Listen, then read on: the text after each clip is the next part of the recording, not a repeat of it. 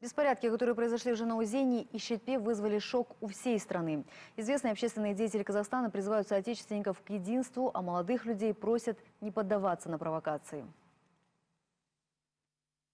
Как женщина, как руководитель вуза, хочу обратиться к каждой матери, каждой бабушке, каждому педагогу.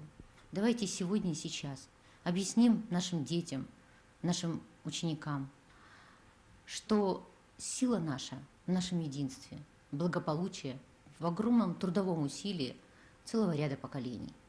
И мы поддерживаем усилия нашего президента в решении и в помощи тем людям, которые пострадали. Наша задача – сохранить мирное небо над Казахстаном. И мы должны это сделать все вместе. Мы знали великих сыновей нашего народа, которые сложили голову за независимость будущего поколения, за счастье будущих наших детей. Но вот эта ситуация, которая в Жанаузене, именно в День независимости, я не могу сравнить с ними. Здесь происходит другая картина. Это не оправдывается никем и никогда. То, что они проводили это мероприятие в День независимости, ставит в первую очередь под сомнение вопрос их патриотизма.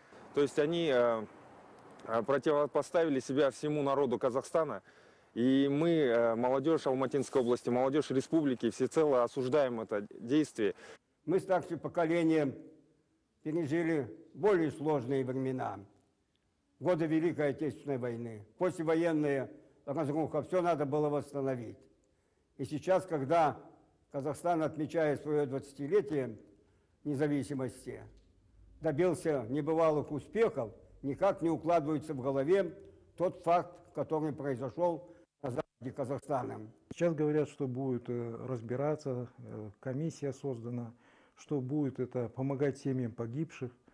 Но я приветствую эти шаги, особенно вот помощь семьям погибших. Вот. Я надеюсь, что это станет поводом не к взаимной ненависти, а к взаимопониманию, вот чего хотелось бы достигнуть.